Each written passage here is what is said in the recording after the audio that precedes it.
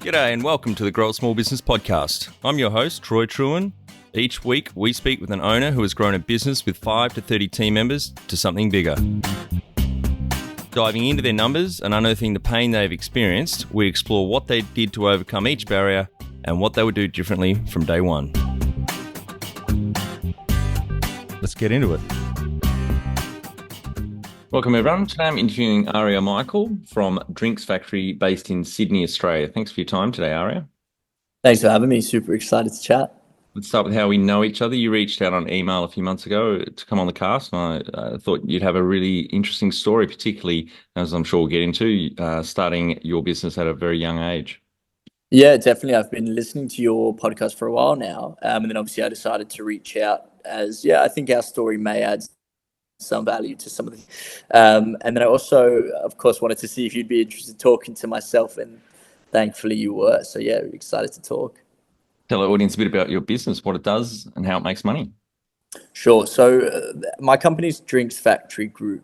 Drinks Factory is an assisted sales and merchandising company. We operate exclusively in the liquor sector of FMCG. So we've got two teams. So our merchandising team, we offer support with national auditing, data analytics and activation. So we build all the promotional materials and the activations in bottle shops, retailers and pubs. We work with both the supplier and the retailer. So as of recently, we're actually doing a lot of auditing for retailers with their franchisees or their groups. And then we also have an in-store tasting team. So we offer quite a unique in-store tasting experience where our specialists go into bottle shops, pubs, venues with a display unit and obviously serve drinks to get liquid on lips for our customers. And then as of very, very recently, we've launched Brand Factory Group, which is essentially the same as Drinks Factory, but just across the whole of FMCG, so not exclusive just to liquor, which is really exciting. And for the audience, FMCG is fast-moving consumer goods. And the businesses or brands you work with, let's maybe just talk Drinks Factory for now. Is it just the big players, the medium to large players, or you have craft distillers and etc. in that group? Yeah, we work across an array of brands, so big, medium, small. I guess depending on the project is dependent on kind of the size. You know, some of the bigger companies will do these big national audits where we'll go into Dan's and make sure products on the shelf, ticketing's right, ranging's right. But we also do work with some of the smaller players, helping them actually get into these stores. So for example, like at BWS, it's called a My Store request, where, you know, if you're actually on their extended range list, you can go and actually sell into those stores. So with a lot of the smaller to medium sized players, we also support that. And obviously our tasting team is open to companies all sizes too. And is the tasting team just putting liquid on lips of the punters, or you also do training and tastings for the store manager and the staff? Yeah, really good question. So the session is a 3-hour execution, which is a tasting for the customers to get liquid on lips. But a really, really big part of what kind of makes our program unique is we do really target the staff. We make sure they'll trial the product. We also have a stock management system to ensure that stock's in store for the tasting, because, I mean, there's no good doing a tasting if you can't sell anything. So yeah, it's for both parties really. But I guess the 3-hour execution, the aim is to work with people walking into the store to get liquid on lips and to drive brand awareness. And we had you on our monthly webinar for the Distillers Institute, another business I own. We've got 2 courses there. We launched a bit over 4.5 years ago and had over 600 students go through our courses because I think what Drinks Factory offers is particularly relevant for the smaller craft distilleries, because they can't afford, for example, to have a national sales team going out there doing tastings in store, etc. So if you can get national listings in Dan Murphy's, BWS, etc., to have that support, because as you well know, there's proof and a lot of evidence that shows that liquid on lips is what has a dramatic impact on bottle sales. Yeah, absolutely. And I also think even in independent retail, like just having a personal touch with bottle shop managers, store managers and groups makes a real big difference. I think being able to support, whether it's through a tasting or a merchandising visit, staff with, hey guys, how are you? Nice to meet you. I'm this representative. support them with a t-shirt or a smile, really makes a big difference. And then if you can team that up with data analytics, it can be quite powerful for customers to use, and suppliers as well. And how do you go, I'm assuming some of the audience that might be in this space might be concerned, for example, of the brand and the story being disconnected from the, let's say a distillery, craft distillery, right through to what the customer's hearing in store. How do you handle that? Yeah, so with our teams, our merchandising teams, we only have exclusive. We only work exclusively. So what that means is if working with your brand on a program, the next day the rep won't work with another brand. So we actually, for that duration of the program, it's exclusive. Now, that obviously makes a big difference. We also love to intertwine our teams with our suppliers. So, we really don't shy away from, call it, working with suppliers. I think one of the big things with our agency that we've tried to develop is a very open and transparent business where we want our representatives to meet your team, because as you said, that message is really, really, really critical.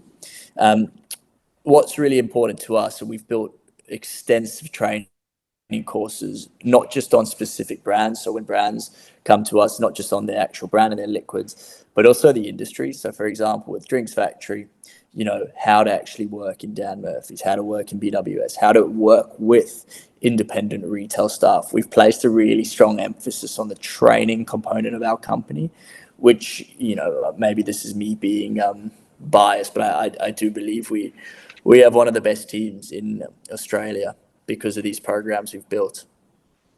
And can you mention any brands that you work with currently? Yeah, sure. So, I mean, we work some of the big names that will probably come out. We work with Archie Rose Distilling. We do work with Bacardi. We work with the Drinkworks Group, owned by Heineken. We work with, I think, some other names that people would know, Fella Seltzers. And there's really a whole array of other small, medium, and bigger scale brands that we work with. Right. So, and how does the business make money? So our merchandising team charges on a per store visit or a program visit, depending on the size of the program. With some companies, they utilize our merchandising teams on a full-time basis. So it's obviously different to what we're going to charge if it's a smaller program, call it like a 200 store audit. It's going to be very different to what you charge if you're working consistently across a year, every single day. And then with our tasting team, we charge on a per store visit. So what's really fantastic, I think, of our pricing model, we don't have any project management fees or hidden agency fees. You get one straight quote, and that's the price of the program. How did you start out? Yeah, it's an interesting story. I actually started as a sales representative. I was working for Ampersand Projects, otherwise known as Vodka Soda and, which is a really unique company. They were the first, I think they were the first RTD company to release, quite literally, vodka soda in a can, which is crazy, right? Because when you go into a pub or into a bar, so often, especially females, order a vodka soda, but no one had put it in a can. So through working through them, to be honest with you, I was young. I think I was just 18. And what they taught me was really how to work within the national retailers. That was a big focus for them. And they have amazing ranging in there. And what I would do is I'd go in, I'd merchandise, I'd try and drive volume by talking to managers, building relationships, and then also driving their compliance. And I really kind of saw the impact and the volume that can be had by actually going and visiting these national retail stores. Just for some context as well for the viewers, like in Australia, 70% of the liquor industry is run through the national retailers. When I say national retailers, we're talking about Endeavour Group and Coles, which is your Dan Murphy's, First Choice, Liquorland, Vintage Cellars, and BWS. Holy shit, So it was, is that much? 70%. yeah, it's 70%. And and credit to the Ampersand, Ampersand team, like they really picked that up early. And you think about it, it's quite crazy. If 70% of retail is going through these chains and you're not visiting them, it's a massive number. And that's really where Drinks Factory started as a merchandising team, and then obviously from that we've built a tasting component as well. So yeah, so Drinks Factory, it started small with myself and two other people that we hired through Indeed, and yeah, we put a lot of heavy work into kind of the merchandising and just learning the trade. And then what became a real focus was this data piece. So to be honest with you, like the first year, I think I started the company at 19. The first year was just all learning and a lot of mistakes, which I'm very grateful for. But then post kind of that learning and that introduction phase, which I think all startups go through, we really then started picking up probably in about 2022 at this point, so about 2 years ago, and slowly just built a reputation in the trade and built a clientele base. And yeah, now we're here today. And so what year was that when you started when you were 19? What am I? I'm 23 now, so it would have been 4 years ago. So it would have been 2020. Is Yeah. that correct? Yeah, that's it. Just had enough coffee today. Yeah. 2020. Yeah, 2020 was the year. Do you have some key numbers you can share to illustrate the growth of the business over the last 4 years?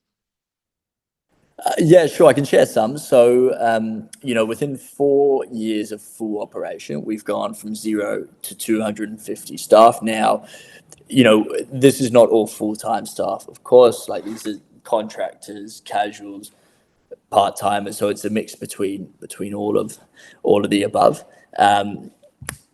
But then also, we are operational. I know this isn't exact figure numbers, but we're operational in every state in Australia now.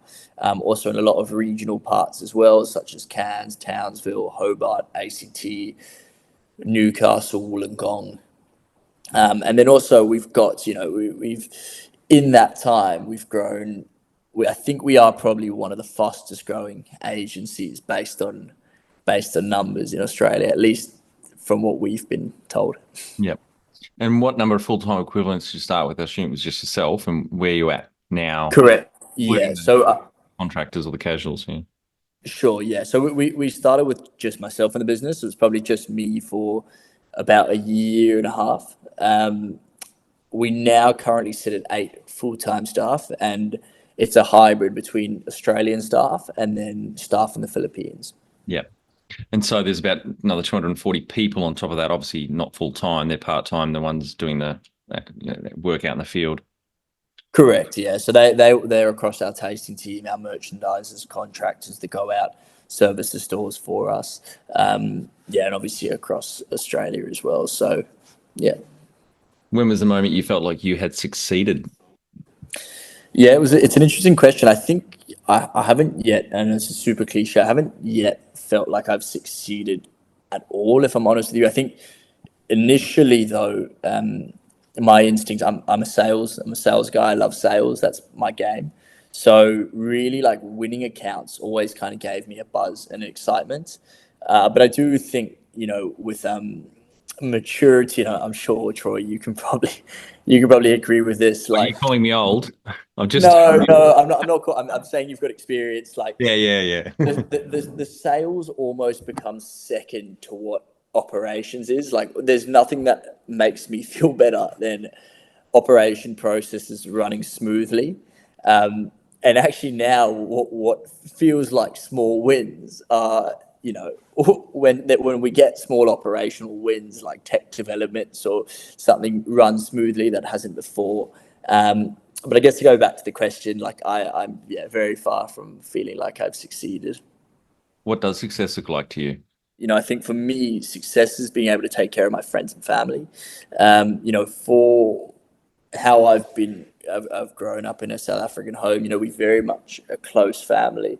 I'm a very community-based guy as well. So, that, to be honest with you, is my end goal, to be able to support the people that I love and also the people that have helped me get here, because it's not just been me. There's been a lot of people that have been fantastic to us that have, and still to this day, helped Drinks Factory grow. But yeah, look, the thing about Drinks Factory and Brand Factory, I don't think there's an end in sight, and the path is green. So the aim is to build a company which becomes the largest assisted selling and merchandising company in Australia and New Zealand, and with the best people as well. So you got plans to expand over the ditch to New Zealand? Yeah, some point too. We do have some fantastic customers there as well that work with us in the Australian market. So that's definitely in our plans. I think that's 2025. We're looking at it. Number one thing you'd recommend to marketing a fast growing business? Because in 4 years, you are growing fucking fast. My biggest recommendation is honestly LinkedIn. That has been my saving grace. And I know this question might come, but we've never raised any money. But LinkedIn has been such an amazing tool to market our brand and our people as well. And I think, honestly, I don't know if it's just specifically the industry we work in, but it's been a really amazing tool to watch how other companies do it, to watch how other companies portray themselves and actually run their team. So yeah, I'd really recommend LinkedIn, which for marketing. And how did you fund the business? So yeah, the company's been bootstrapped from bottom to top. Initially when I started the business, it actually, funnily enough, started off as a recruitment agency. And what I used to do was I used to bring my mates in and say, "Hey guys, we're probably 18 at 19 at this point. You guys want to work for like a really cool craft beer company or like a spirits company?" And every 19-year-old's like, "Hell yeah, let's do it. Like, let's work for a sick company." And I was like, well, this is a cool idea. People want to work in liquor, and these craft beer guys and girls, spirit companies, they all needed support as well because it's very expensive in Australia to put in a full-time head. So we quite literally, not this sounds so wrong, but I used to train my mates up and like sell them for a retainer fee, like a recruitment retainer fee. And that's how we funded it at the start. And then from there, we've actually just funded the company based off of net profit that's circulated within the business. That's great. So haven't taken any investors on? No, not yet. Well done. If you were to start up today with plenty of funding, would you go into your industry? I don't believe I would, to be honest with you. I'm not sure. I kind of fell into this space and I'm very grateful for it, but it's a very tough industry. There's a lot of regulations, especially around whether it's, trade regulations or merchandising regulations. You see what's happening. I know you know yourself about like all the spirit tax, having background in that space as well. It's a really tough market, and also Australia in itself is quite a small market, isn't it? Like I think there's 25, correct me if I'm wrong, 25 million people in this country. 27, yeah. 27, yeah. So it's a small space, which again does have its positives, but no, I probably wouldn't go into this space. Can you outline the most stressful point in your small business growth journey so our audience can learn from it? Yeah, absolutely. I think the most stressful point of the business was during our first year of like brand activation and tastings, and quite literally our team outgrew our platform, which meant all of our apps crashed whilst we had about 50 representatives in the field doing tastings. That was scary, and it was my phone. I didn't actually look at my phone for 3-4 days after. It was absolute chaos. I guess the learnings that I took from that, though, and again, I was very much a sales head, so operationally was not my strong point at this point. And what the learning was is operation processes are the most important part of all businesses and are the backbone to success. Like I think if I've learned anything, it's if you can master people, processes, and temperament, you'll probably have quite a successful career. But the process part, again, like if we would have had that right from the start, this wouldn't have happened. But that was a terrible week. Actually, that was shocking. It sounds like it was a good wake up call and you've thrown a lot more focus on that corner. Yeah, pretty much. What area in business do you feel you've had to work on the most to add the greatest value? Yeah, lead straight on. I think operationally, again, I'm very much a go-getter, and I think early in my career as well, I really struggled to turn down any deal, and this caused me a lot of problems. If I'm honest with you, I have this amazing lady who's joined our team, and she taught me a lot operationally. But pretty much, I saw dollar signs and I saw a company name, and you'd bite. But I think with growth and maturity, you realize that whether it's kind of a football game or like a business deal, you can't take everything. You can't. I don't know if greed's the right word, but you have to be strategic whether something works for you. And then obviously you kind of reflect and look back, and can our operations handle that size deal? Are we actually at this point where we can take on what's being asked, and are we going to benefit from it? So I think to answer your question, operations has had to be my biggest personal flaw that I've had to work on quite hard. You've had a few guests on that have grown incredibly fast, like yourself, but and some did. I think they learnt after a while that it's not, you shouldn't always be growing. Sometimes you've got to stop, take a breath, plateau the growth, so you can then turn around and bring the operations up to the level that the next chapter is going to need for that support. So it sounds like that's something that you've learnt the hard way. Yeah, absolutely. I think that's so important. And again, I think sometimes, especially being a small business, you see like names or you see companies come at you and you go, wow, this is an amazing opportunity. Because it's tough, isn't it? Like sometimes there are opportunities you can't put down, but if what I believe in, if you're going to compromise quality, you have to turn it down. Yeah. And sometimes it can be quite daunting and scary to turn these because you're not sure when it's going to bite again. But you've got to be true to what you're doing. And I think in the long term, you've probably seen it more than I have. But in sorry, man, I'm actually not trying to call you fucking old as well. That's the second crack I've had Yeah. in the All right. pod. But yeah, I mean, it probably in the long term it spins around positively for people that wait or do the right thing by their operations. Yeah, a lesson I learned far too late in my business career, starting what are we now, 25 years ago now, is focus. Like we were trying to do too many things. Ironically, the name of our holding company was called Opportunity Junkies Proprietary Limited. That was the legal name. We had four or five businesses underneath that, and working 100-hour weeks was stupid, but it's hard. You've got to be disciplined, say no. And I love that saying, if everything is a priority, nothing is. So it's really important to make sure you don't take on too much. Absolutely. What have you enjoyed the least about managing fast growth? I think stress. Stress has definitely been my least favorite component of fast growth. I think sometimes I've spent a lot of time like nurturing and working out how to deal with all sorts of stress and situations. Look, I don't think stress is something that you can walk away from, especially with a small business. I think it's something that's inevitable.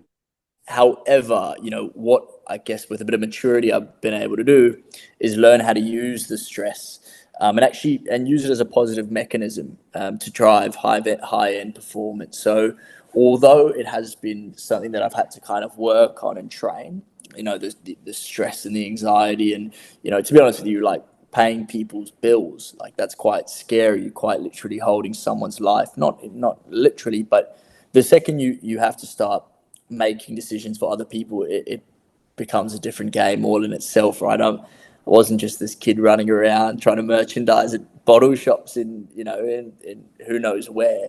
I was now making decisions and paying people, and I think that in itself holds a lot of stress. But yeah, look, that's probably the main thing for me. But again, there's a lot of learnings, and you learn how to deal with it as well. What do you love most about growing a small business? I think the learnings and also the people you take with small businesses. Obviously, with small businesses in comparison to corporates, you're very tight to your team. You spend a lot of time with people, so you take a lot of learnings from them, and obviously get to know people on quite a personal level, which I've really loved. Truthfully, as well, I think starting a business young, I didn't exactly know what to expect or kind of how to run a business. So I've personally taken a lot of learnings, watching how people doing things, talking to people, using guidance from mentors and others.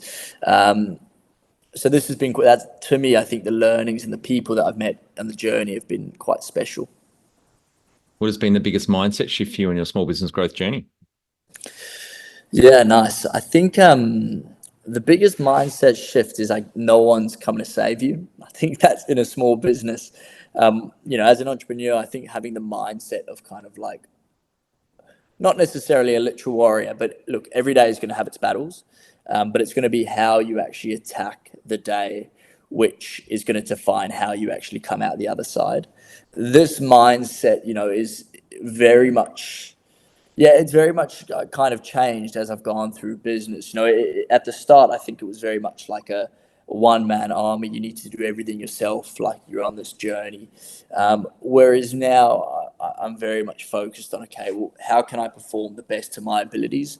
What am I good at doing? This is my strength. Where can my team support? Where are they going to actually get the best for the business for? So delegation, that kind of component. So I guess to answer the question, having this one-man team sort of like warrior mentality into, no, it's everyone's team. Where can we all work on our own individual goals to create one goal?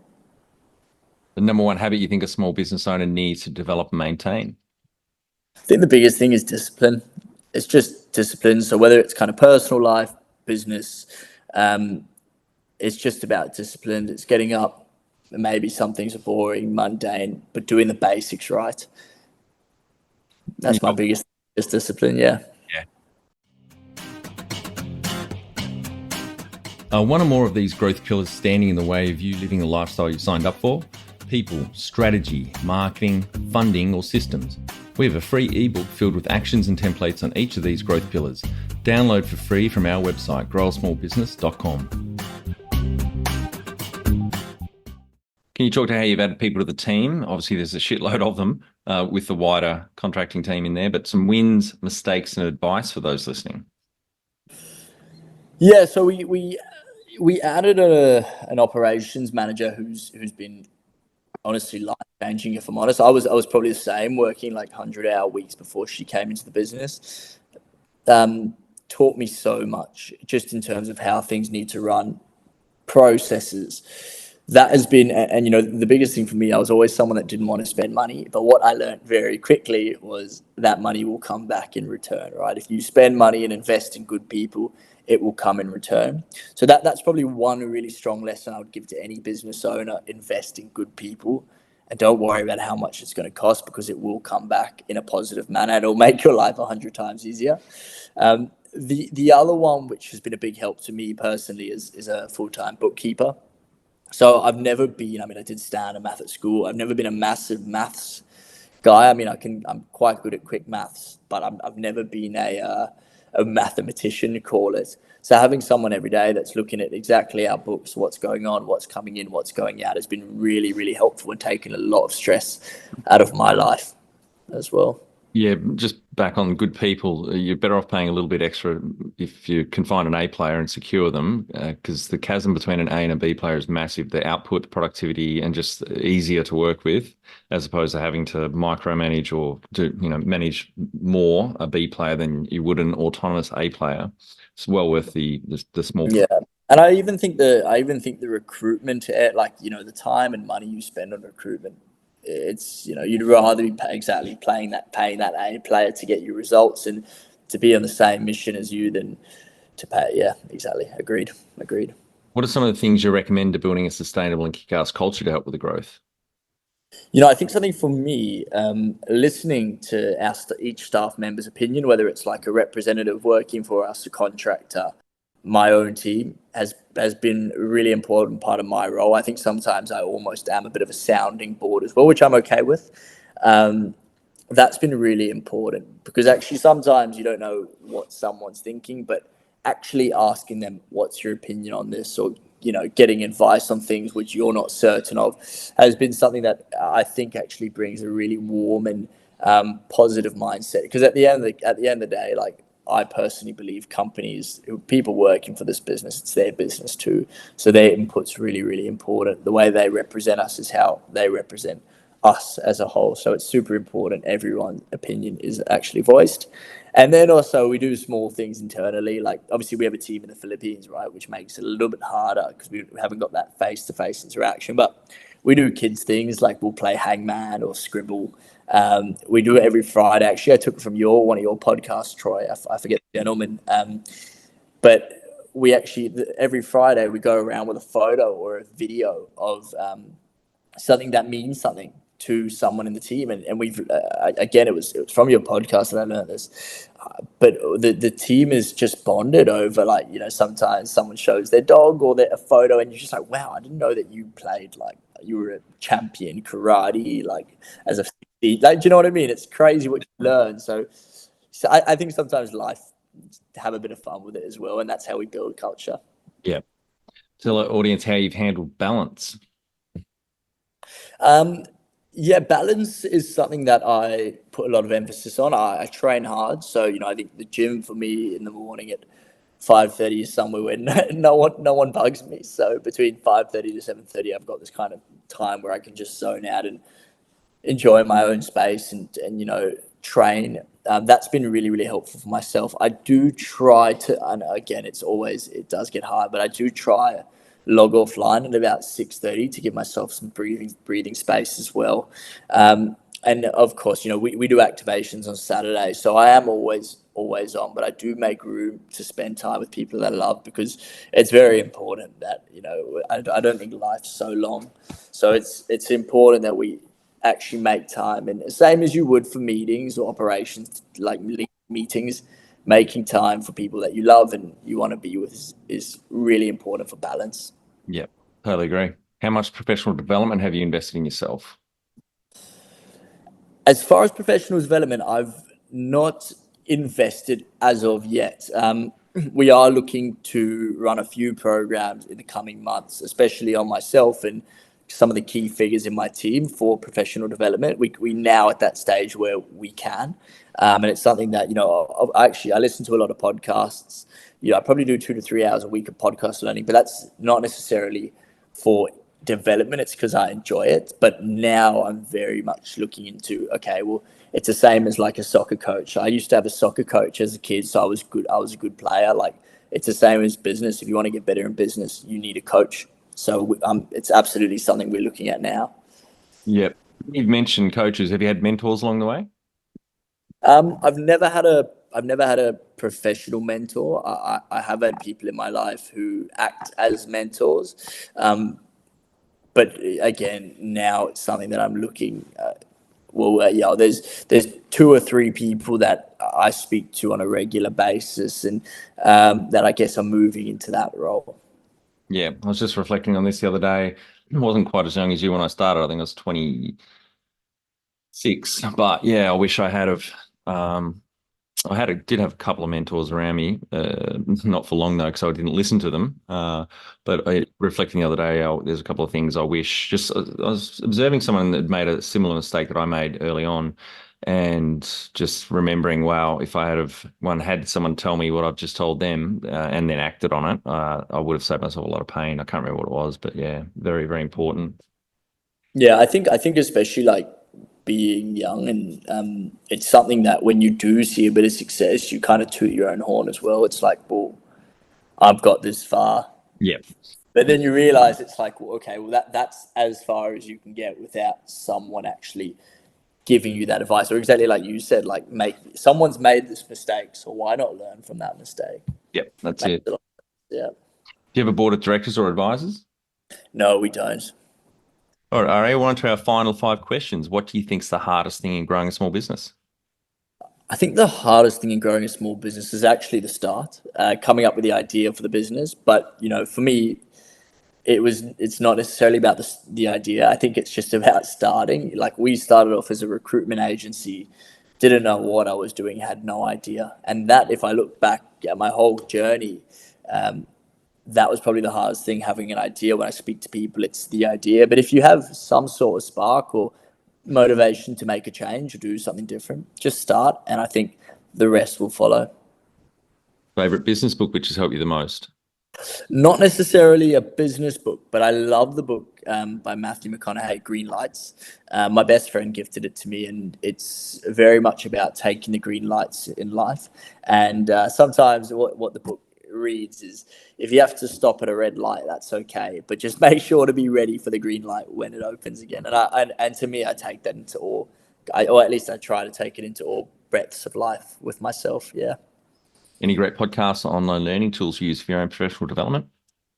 I do. I listen to a lot of your podcasts. I must say I'm a big fan of your podcasts. I've also recently started listening to George McEwen, Talking from Scratch, which is really fantastic. And then I love Diary of a CEO. I really recently listened to a podcast with George Heaton, who started Represent 24/7, which is it's a fitness attire and apparel company. And his story was an amazing, honestly, that was such an amazing story. I learned so much, even though it's a completely different kind of industry. And yeah, that's, if I could recommend one podcast, it's George Heaton's that. And Troy, yours is good too as well. But that was an amazing pod that I listened to. Yeah. One tool you'd recommend to help grow a small business? A good CRM system. And this is something that I learned from my ops team. We never used a CRM system. I never invested in one. I never actually thought it was necessary, but oh boy, makes a big difference. Relieves a lot of stress all the time, going back and forth. Do you have this? Do you have this? What's this? What's this? Good CRM system is really critical. We use monday.com, which has been godsend. So a good CRM system is really fantastic. Finally, my favorite question. What would you tell yourself on day one of starting out 4 years ago? Good luck. I just say good luck, mate. Just keep going. Just keep your head down. Take the knocks, take the smiles, and just enjoy it. Great. Well, thanks so much for your time today, Ari. Really enjoyed our chat, and congratulations to you and the team on the growth. That's phenomenal over 4 years, up to a head count of around 250. The core team of around 8 full-time equivalents, and growing very fast and helping a lot of excellent brands out there around Australia and soon to be New Zealand. Awesome. Thank you so much, Troy. And for our audience, we would greatly appreciate a review in iTunes or whatever platform you listen to us on. More reviews means we bubble up higher in iTunes, etc. So more business owners looking for podcasts to help with their growth will find us.